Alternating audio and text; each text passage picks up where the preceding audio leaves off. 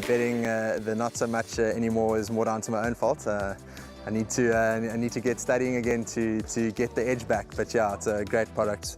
I love the exchange. It's really, in my opinion, one of the better bookmakers, if not the best bookmaker out there.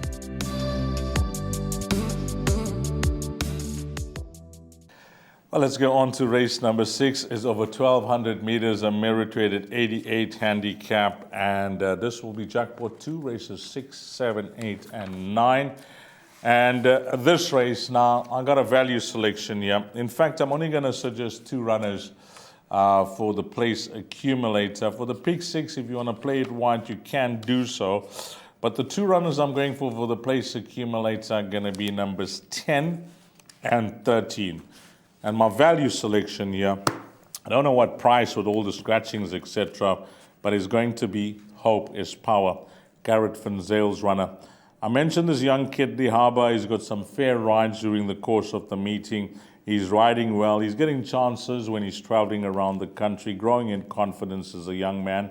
And with this horse carrying 52 kgs on the back, racing off a net 72, must be a serious contender. Just have a look at that last start, which was a comeback run on the 11th of November. Because the horse was given a break on the 26th of May. It was a long layoff, and one would have thought needed it badly, which he did. But the company that he raced against had an average rating of 91.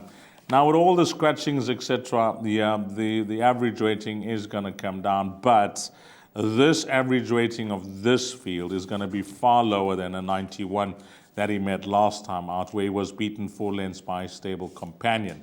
Now, of his 3 wins, 2 have been on the poly track, and with a low mass, a horse that I suspect against this type of field, having a look at the opposition, there is some speed in the race with some of these runners, but he's the type of horse that can race forward. I've seen him on a few occasions where he's raced up handy, and he has stayed on at the business end. So against this type of field, number 10, Hope is Power, I think a serious contender, each-way chance, and a strong each-way chance. The other runner that I like is number 13, Don Carrari. Again, I keep mentioning this combination of Horsen and Mogine. I think they'll have a serious chance of winning this as well. May have been better if it was a 5 furlongs, because that's where it seems his best performances are over 1,000 meters. But that said, when you watched his last start at Hollywoodbets Scottsville in testing conditions, he was making good progress through the field, and he was close up behind those dead heaters, Kupaliwe and Luna Camp. And I like the way he finished off his race in 22.6 seconds. So although he's poorly drawn, with all the scratchings, etc., this 1,200-meter trip on the poly track, I don't think will be an issue for this individual, number 13, Don Carrari. So 10 and 13 are going to be my numbers there. And now that the meeting has moved to the poly track, take note, there's one runner that has to go into this pick 6, and that's number 12, Patronage, Michael Roberts and Rachel Vinica. 5 of the 6 wins have been on the surface, and I think Michael Roberts and Rachel Vinica, with that meeting move and surface change, they would have just grown in confidence with this horse's chances on number 12, Patronage. And the race definitely doesn't stop there with regards to pick 6s, because you can make a case for number 2. This is what it means. We're going for 3 on the bounce. It is getting stronger for him and tougher for him as they hike him up with the ratings. But he wouldn't be a surprise winner to make it 3 on the bounce, because the win of his last start when he beat Rugger Bugger, seen Tribute to You and Trade War come out to win. They've been a subsequent winner in Rugger Bugger, Tribute to You from the Ellison Wright stable.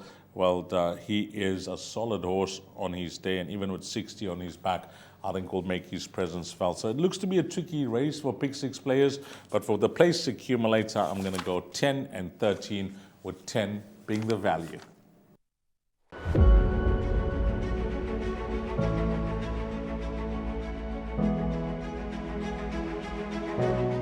It's Donovan Evercher from Cape Racing, and I'd just like to say it's an absolute pleasure to be involved with Intrabet and Cape Breeders in this golf day today here at Pearl Valley.